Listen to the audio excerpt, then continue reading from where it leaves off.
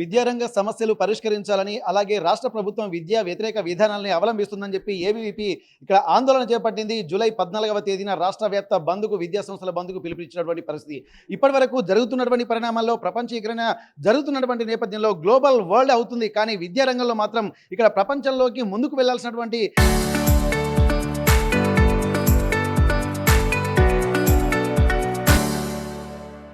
దేశం ఇక్కడ వెనుకబడిపోతున్నటువంటి పరిస్థితులకు కేవలం విద్యా రంగంలో ఉన్నటువంటి సమూల మార్పులు రాకపోవడమే ప్రధాన కారణంగా గుర్తిస్తున్నారు.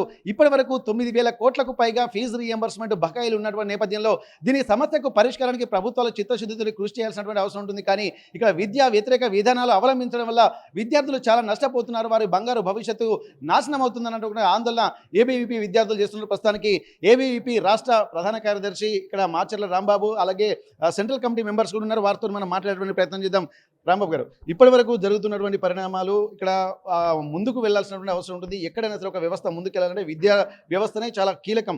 కాబట్టి విద్యా వ్యవస్థ సరిగా ఉంటేనే రేపు భవిష్యత్తు ఒక అంటే ఇబ్బందికర వాతావరణం నుంచి బయటపెట్టాలన్నా, సమస్యలకు పరిష్కారాలన్నా విద్యార్థులే ప్రధాన కారణంగా మనం చెప్పుకోవాల్సిన అవసరం ఉంటుంది. మరి అటువంటి అప్పుడు విద్యా వ్యవస్థని ఇక్కడ కుంటుపడుతున్నటువంటి పరిస్థితులు ఎందుకు తలెత్తున్నాయి అనుకుంటున్నారు? మరి ఇప్పటి వరకు గత దశాబ్దాలుగా ఈ పోరాటాలు జరుగుతూనే ఉన్నాయి. కానీ ఒక శాశ్వతమైనటువంటి పరిష్కారం మాత్రం రావడం లేదు. మారుతున్నటువంటి కాలానికి అనుగుణంగా విద్యా వ్యవస్థ కూడా ముందుకు వెళ్ళడం లేదన్నది కూడా అన్ని విద్యార్థి సంఘాలు చేస్తున్నటువంటి పరిస్థితి. అందులో ఏబీవీపీ కూడా ముందున్నటువంటి నేపథ్యంలో మరి మీరు ఏం చెప్పదలుచుకున్నారు? జూలై 14వ తేదీన బంద్కు పిలుపునిచ్చిన నేపథ్యంలో మీ ప్రధాన డిమాండ్లు ఏంటి? ముందుగా ఒక దేశం కానీ ఒక రాష్ట్రం కానీ అభివృద్ధి చెందాలంటే మానవ వనరులు కీలకం. ఈ హ్యూమన్ రిసోర్స్ని తయారు చేసేది విద్యారంగం.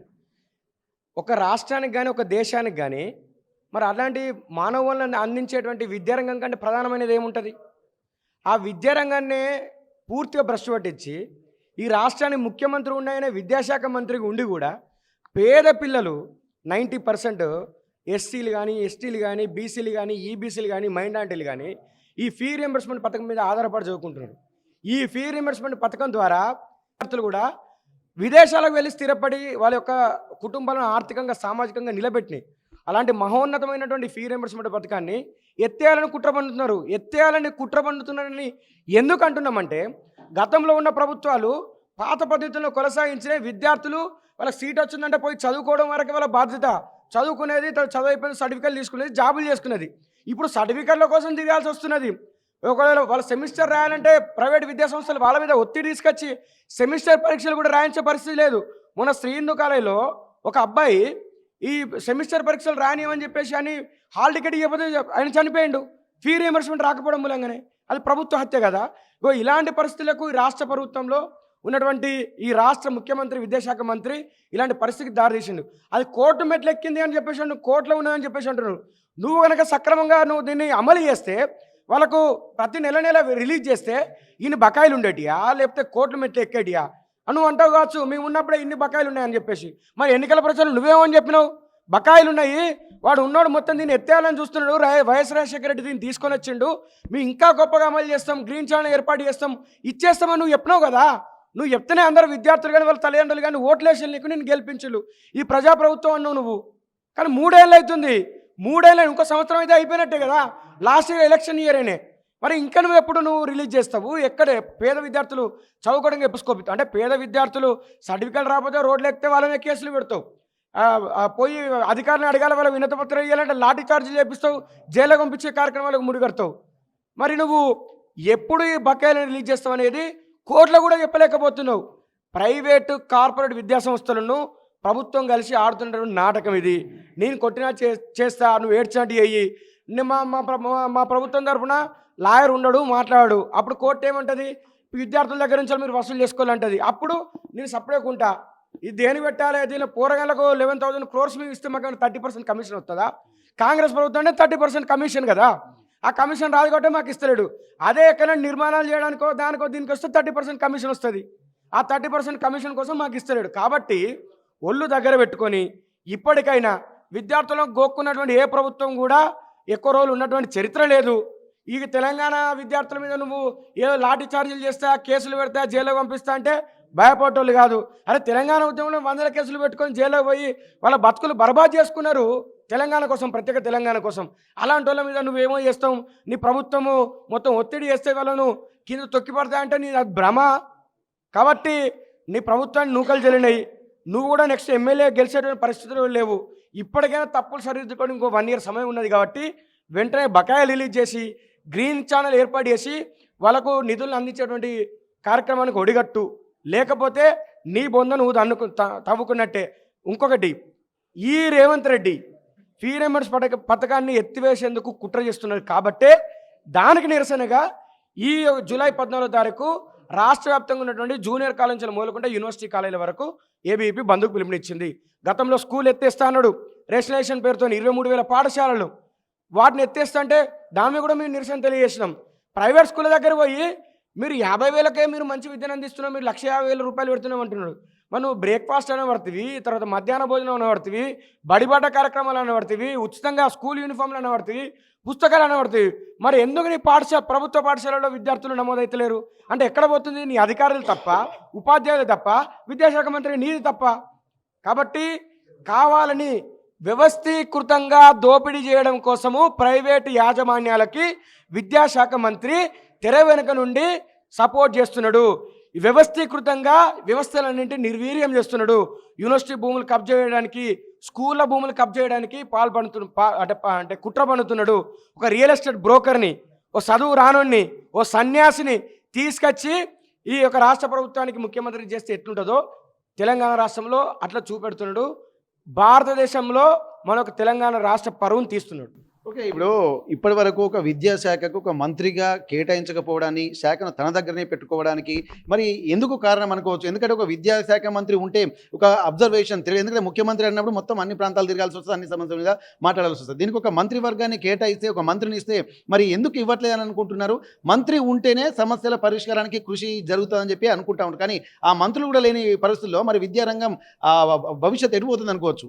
అంటే ఈయన చక్కదనాల పాలన ఎట్లున్నదంటే, ఈయన విద్యాశాఖ మంత్రిగా ఉండి పోయిన వాళ్ళు నిర్వీర్యం చేసిళ్ళు. ముఖ్యమంత్రిగా నా దగ్గర పెట్టుకుంటేనే నేను నిధులు ఎక్కువిస్తా, నేను దీన్ని కాపాడుతా, పేదల గురించి ఆలోచిస్తున్నా కదా అని చెప్పేసి చెప్తున్నాడు. నా బ్రెయిన్ చైల్డ్ ఏంటిది integrated schools, young India integrated schools, నా brain child Telangana public schools, నా బ్రెయిన్ చైల్డ్ మంచి మంచి యూనివర్సిటీలను నిర్మించిన ఆక్స్ఫర్డ్, కేంబ్రిడ్జ్ లాంటి యూనివర్సిటీల లెక్క నేను తీర్చిదిద్దా అని చెప్తున్నాడు కదా. ఈయన అధికారులకు గడియ రికా ఉండదు, గవ రాకబడి ఉండదు అన్నట్టుగా ఒక సమత ఉన్నట్టుగా గడియ రికా ఉండరు. కాకపోతే ఫలితాలు మాత్రం శూన్యం గ్రౌండ్ లోపల. నువ్వు ఏ ఆఫీస్కు సెక్రటేరియట్లా ఉన్నాయంటాడు, ఏ విద్యాశాఖ మంత్రి పోయి ఎక్కడో అంటాడు. వీళ్ళు అంటే సమీక్షలు చేసుకుంటే వీళ్ళు ఉంటారు. గ్రౌండ్ లెవెల్లో ఇప్పుడు అన్నవాళ్ళు అన్నట్టుగా బుక్కులు అమ్మితే చర్యలు ఉండయి, గ్రౌండ్ లేకపోతే చర్యలు ఉండయి, బాత్రూమ్ లేకపోతే చర్యలు ఉండయి, గవర్నమెంట్ స్కూళ్ళల్లో స్ట్రెంత్ లేకపోతే చర్యలు ఉండయి, యూనివర్సిటీలలో ఇప్పటివరకు రిక్రూట్మెంట్ లేదు, తర్వాత ఈ కాలేజీలలో రిక్రూట్మెంట్ లేదు, కాలేజీలలో మౌలిక వసతులు లేవు, పేద పిల్లలు చదువుకునే రీఎంబర్స్మెంట్కు దిక్కు లేదు. నేను విద్యాశాఖ మంత్రి ఉండి ముఖ్యమంత్రి ఉంటే ఇంకెక్కువ మొత్తంలో పేద విద్యార్థులకు న్యాయం జరుగుతుందని చెప్తున్నాడు. మరి నువ్వు ఎలగబెట్టింది ఏంది? నువ్వు విద్యాశాఖ మంత్రిగా అన్ఫిట్ అయినావు, విద్యాశాఖ మంత్రిగా అట్టర్ ఫ్లాప్ అయిపోయినావు. కాబట్టి ఇప్పటికైనా నువ్వు దాన్ని వదిలించుకొని చదువుకున్న వాళ్ళకి నీకు రియల్ ఎస్టేట్ పాఠాలు వస్తాయి. ఎక్కడ ప్రభుత్వ భూమి కనబడితే బ్యాంకులైనా బెదిరించైనా లేకపోతే మనుషులైనా బెదిరించైనా దాన్ని ఎట్లా ఫ్లాట్ కొట్టాలి, ఎట్లా ఈ గజానికి ఎంత స్క్వేర్ ఫీటు, ఎట్లా గుంపు మేస్త్రి లెక్క ఉండి 70 mm 90 mm అని చెప్పేసి మాట్లాడతావు కదా, గదానికి పనికొస్తావు నువ్వు. యూనివర్సిటీకి పోతే ఆ యూనివర్సిటీలో భూమి మంచుకున్నా లేదా 400 ఎకరాలు హెచ్సి కబ్జా చేయన్నా, ఓ 100 ఎకరాలు అగ్రికల్చర్ యూనివర్సిటీ కబ్జా చేయన్నా, ఇంకో 100 ఎకరాలు ఓయూది కబ్జా చేయన్నా, ఇంకో 100 ఎకరాలు కేయూది కబ్జా చేయన్నా అనే దానికే ఉంటావు తప్పిస్తే నీకు చదువు రాదు. కాబట్టి నువ్వు ఓన్లీ రియల్ ఎస్టేట్కి సంబంధించి నువ్వు పనికొస్తావు కాబట్టి గది చూసుకో. రెవెన్యూ శాఖ మంత్రిగా అది తీసుకో, ఆ పక్క మండే పొంగులేడు దగ్గర నుంచి తీసుకొని విద్యాశాఖ మంత్రిగా మంచి చదువుకున్న వాళ్ళు, మంచి విద్యావంతులు ఎవరైతే వాళ్ళకి ఇస్తే వాళ్ళకి అర్థమవుతుంది, వాళ్ళు పని చేస్తారు.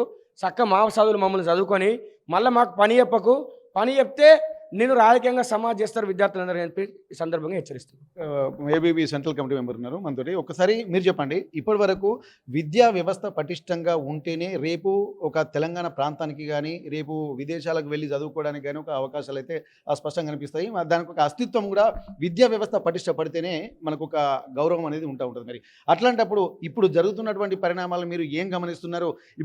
ఇప్పటి వరకు ఇన్ని సమస్యల్ని ప్రభుత్వాల దృష్టికి తీసుకొస్తున్నప్పటికీ కూడా మరి ఇంప్లిమెంటేషన్ ఎందుకు చేయడం లేదు మీరు అనుకుంటున్నారు? బేసిక్గా ఒక దేశ భవిష్యత్ అనేది విద్యార్థుల మీద, యువత మీద డిపెండ్ అయి ఉంటుంది. విద్యార్థులు సరిగ్గా ఉండి చదువుకుంటేనే, యువత సరిగ్గా ఉండి విద్యార్థులు అయితేనే దేశం అనేది ప్రోగ్రెస్ అవుతుంది, కంట్రీ అనేది ప్రోగ్రెస్ అవుతుంది, స్టేట్ అనేది ప్రోగ్రెస్ అవుతుంది. అసలు ప్రోగ్రెసే లేకుండా ఓన్లీ తనకు తానే ఇప్పుడున్న గవర్నమెంట్ ఏంటంటే వాళ్ళు మాత్రం ప్రోగ్రెస్ అవుతారు కానీ స్టూడెంట్స్ని కానీ సొసైటీని కానీ ప్రోగ్రెస్ చేయాలనే ఆలోచనే లేదు వాళ్ళకి. ఎందుకంటే నిజంగా నీకు చిత్తశుద్ధి ఉంటే నువ్వు అలా 420 హామీస్ ఇచ్చినావు. ఆ 420 హామీస్ ఇచ్చినప్పుడు ఇక్కడ ప్రజలు గమనించాల్సి ఉండే ఇది ఒక 420 ప్రభుత్వం వస్తుందని. మేము హేమర్పాటులో ఉన్నప్పుడు నువ్వు గెలిచినావు.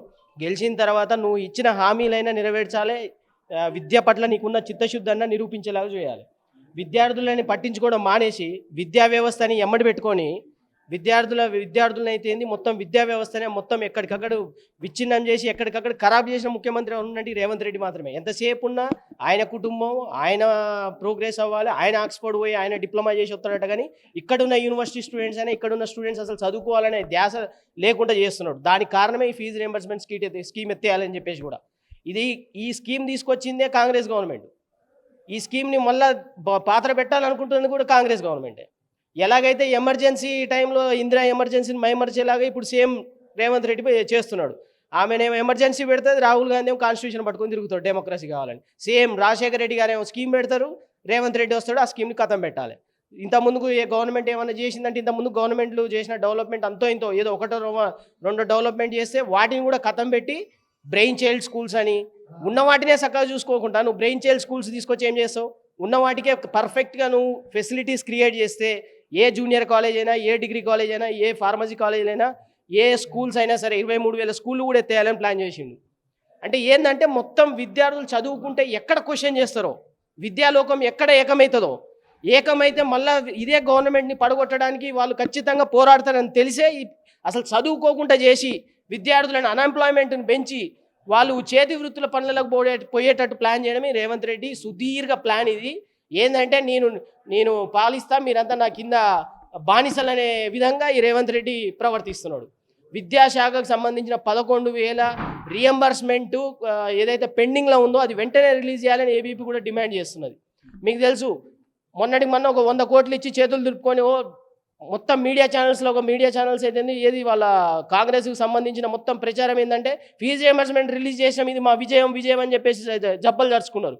11,000 కోట్లకు 100 కోట్లు రిలీజ్ చేసి మేము విజయం సాధించినామంటే మిగతా పెండింగ్ స్కాలర్షిప్స్ రియంబర్స్మెంట్ అని ఎంతమంది విద్యార్థులు అందులో ఇరుక్కపోయి ఉన్నారు. మీరు ఫర్ ఎగ్జాంపుల్ మా యూనివర్సిటీని చూసుకుంటే ఒక స్టూడెంట్ చదువుకుంటాడు, ఫీజు రియంబర్స్మెంట్ స్కీమ్ అప్లై అవుతుంది, ఆ స్టూడెంట్ ఏంటంటే పాస్ అవుట్ అవుతాడు, ఆయన సర్టిఫికేట్ తీసుకోవాలంటే మళ్ళీ ఆ ఫీజు అంతా క్లియర్ చేయాలి. అటు గవర్నమెంట్ క్లియర్ చేయదు, ఈ పిల్లగాడి మీద ఎవరైతే స్టూడెంట్ ఉన్నదో స్టూడెంట్ మీద బరువు పడుతుంది. నీకు సర్టిఫికేట్ కావాలంటే ఫీజు పే చేయాలని వాళ్ళు ఒత్తిడి చేస్తారు. సో ఇది ఏంటంటే జీవోల పేరుతోటి గోల్మాల్ చేసుకుంటూ స్టేట్ గవర్నమెంట్ ప్రైవేట్ కాలేజ్ ఆడుతున్న నాటకాలు. కేవలం ఈ ఫీజు రియంబర్స్మెంట్ స్కీమ్ని ఎత్తేసి స్టూడెంట్సే లేకుండా చేయాలని ప్లాన్ చేస్తున్నట్టుంది రేవంత్ రెడ్డి సర్కార్. సో దీన్ని ఏబీపీ సీరియస్గా ఖండిస్తూ సీరియస్గా ఏమంటుందంటే జూలై 14న బంద్కు పిలుపునియడం జరిగింది. ఫీజు రియంబర్స్మెంట్ పెండింగ్ స్కాలర్షిప్ని వెంటనే రిలీజ్ చేయాలని చెప్పేసి కూడా ఏబీపీ డిమాండ్ చేస్తున్నది. ఓకే, మీరు చెప్పండి అమ్మా. ఎందుకంటే మహిళలు అంటే విద్యార్థులు గర్ల్స్ కూడా చాలా ఇబ్బందికర వాతావరణం. ఎందుకంటే మహిళా సాధికారత సాధించాలన్నా ఇక్కడ గర్ల్స్ ఖచ్చితంగా చదువుకోవాల్సి ఉంటుంది, ఇంకా ముందు వరుసలో నిలబడాల్సి ఉంటుంది. మరి ఇప్పుడున్నటువంటి విద్యా వ్యవస్థలో మహిళలకు కానీ అలాగే గర్ల్స్కి కానీ ఇక్కడ ప్రభుత్వాలు తీసుకుంటున్నటువంటి ఎడ్యుకేషన్ సిస్టమ్ ఇక్కడ మీకు ఎట్లా అనిపిస్తుంది? ఈ ఇనిషియేషన్ సరిపోతుందా? ఇంకా ఎట్లాంటి డిమాండ్స్ మీరు ప్రభుత్వానికి చెప్పబోతున్నారు? మన ముఖ్యమంత్రి ఒక సభలో చెప్తాడు, తెలంగాణలో ఉన్న మహిళలను మహారాణుల్లా చేస్తా అని చెప్పి అంటాడు. కానీ తెలంగాణలో మహిళలకు ఇంకా విద్యార్థులకు ఎవరైతే ఉన్నారో వాళ్ళకి ప్రాపర్ టైంలో స్కాలర్షిప్లు పడక మహిళలు కూడా విద్యకి దూరం అవుతున్నారు. మనం ప్రస్తుతం చూసుకున్నట్లయితే మహిళలు అనేది ఒక రాష్ట్రానికి కానీ ఒక దేశానికి కానీ ఒక శక్తులుగా ఉంటారు. కానీ ప్రస్తుతం చూసుకున్నట్లయితే మహిళలు అన్ని రంగాల్లో ముందుకున్నారు. కానీ మన తెలంగాణలో చూసుకున్నట్లయితే విద్యారంగంలో కరెక్ట్ వసతులు కల్పించక మహిళలు అనేది విద్యారంగానికి దూరం అవుతున్నారని చెప్పొచ్చు. ఏ రేవంత్ రెడ్డి అయితే మహిళలను మహారాణులు చేస్తా అన్నాడో ఆ రేవంత్ రెడ్డి మహిళలకు కించపరుస్తున్నాడని చెప్పొచ్చు. ఓకే, ఇక్కడ మనం చూస్తాను ఇప్పటికీ దగ్గర అంటే 11,000 కోట్లకు పైగా ఇక్కడ బకాయిలు ఉన్నాయి అని చెప్పి అంటున్నారు. అవి రిలీజ్ చేయకపోవడం వల్ల ఎంతో మంది విద్యార్థులు ఇటు సర్టిఫికెట్లు తెచ్చుకోలేక తాను డబ్బులు కట్టలేక అనేక ఇబ్బందులు పడుతున్నారు. ఇట్లాంటి పరిస్థితుల్లో విద్యార్థుల భవిష్యత్తు ఎలా ముందుకు వెళ్తుందన్నటువంటి ఒక ఆందోళన మాత్రం ఇక్కడ వ్యక్తం జరుగుతుంది. ఇక్కడ ప్రస్తుతానికైతే విద్యారంగ సమస్యలు అలాగే ప్రభుత్వ విద్యా వ్యతిరేక విధానాల్ని నిరసిస్తూ జూలై 14th రోజు చేపట్టేటువంటి ఈ నిరసన కార్యక్రమం కార్యక్రమం అలాగే బంద్ కార్యక్రమం కూడా విజయవంతం చేసి తీరుతాము. అనేక సమస్యలు కూడా ఇప్పటికే సవాలు విసురుతున్నటువంటి నేపథ్యంలో మళ్ళీ అవి పునరావృతం కాకుండా ఈ ప్రభుత్వం చర్యలు తీసుకుంటుందా, దాని దగ్గర ప్రణాళికలు మేము రచించాలన్నటువంటి ఒక ప్రశ్నలు కూడా ఏబీవీపీ విద్యార్థులు సంధిస్తున్నటువంటి పరిస్థితి. హన్మకొండ నుండి కెమెరా పర్సన్ వంశీతో వెంకటరత్నం, RTV వరంగల్.